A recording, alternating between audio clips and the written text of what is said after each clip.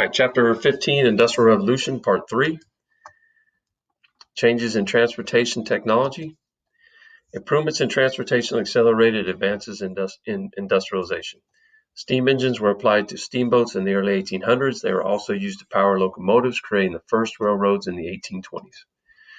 Railroads unified the economy of a region by linking cities, factories, towns, and the countryside together.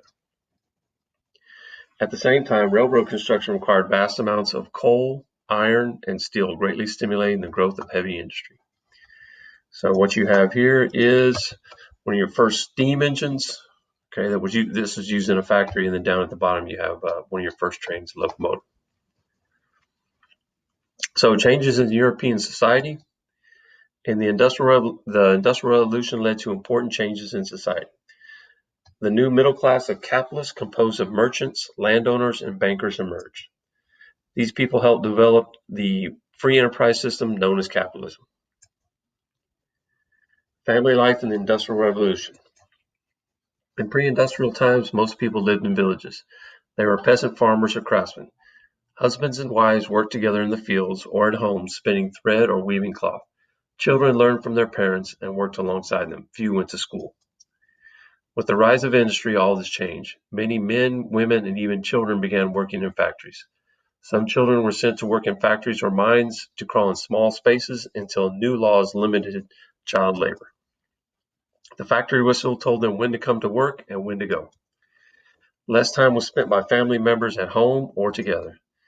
Often younger unmarried men and women served as unskilled factory workers. People moved from the villages to towns and cities. Conditions became crowded and whole families huddled into small apartments sharing rooms. Many families had less access to fresh water, sunlight, fresh air. Diseases like cholera and typhus could spread quickly. While capitalist classes enjoyed fabulous wealth, so the wealthier people got wealthier and richer. Historians still debate whether the living standards of workers improved or actually worsened in the early decades of the Industrial Revolution. Industrial Revolution and health.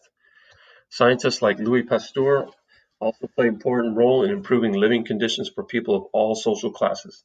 Pasteur believed that diseases were caused by germs. Many doctors at first resisted Pasteur's germ theory of science. However, Pasteur was able to show how better sanitary practices like washing hands and boiling instruments before operating or delivering babies could reduce infections and death. Pasteur also developed new vaccines to combat diseases like anthrax, rabies, which were also thought to be caused by germs. So he pioneered the heating of liquids to kill germs. And these are all different pictures of anthrax. Reform movements. So eventually you start to have social reforms. The misery of the working class and the injustices of capitalism began to disturb the conscience of the new middle class.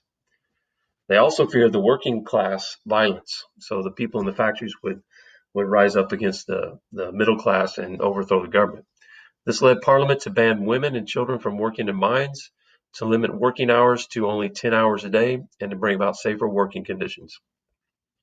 Poor law reform established workhouses for the unemployed. So if you lost your job, you would go to a house, you would work for that house, and then they would give you boarding. You'd be able to stay there. So city reforms made cities cleaner, made them more healthier places to live. Public health officials improved the quality of drinking water and introduced new sewer systems to make cities safer and to prevent the spread of diseases like cholera. Street lamps and police forces also made the city safer. Governments also introduced the first free public elementary schools to prepare their children for adulthood. So at the top, it's kind of tough to see, but this is someone lighting up a lamp at night, so you can actually see in the city. Here's one of your early classes, and then here's some police arresting some guys.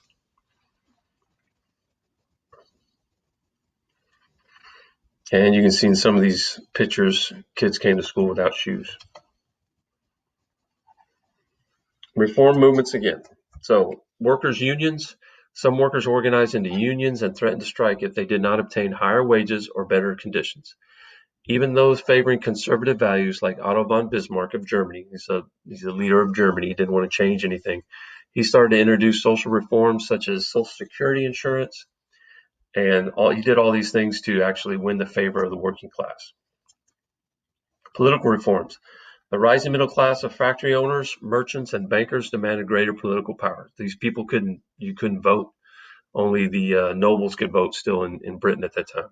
So in Great Britain, the old House of Commons represented the counties and many old towns known as boroughs. Many new towns had no representation at all. So the Reform Bill of 1832 gave greater representation in Parliament to the new towns and extended the voting rights to the middle class. Liberals argued that these gradual reforms would avoid a revolution. Later reform bills gradually extended voting rights to the working class, and by the 19th century, all adult males could vote in Britain, but still women could not vote.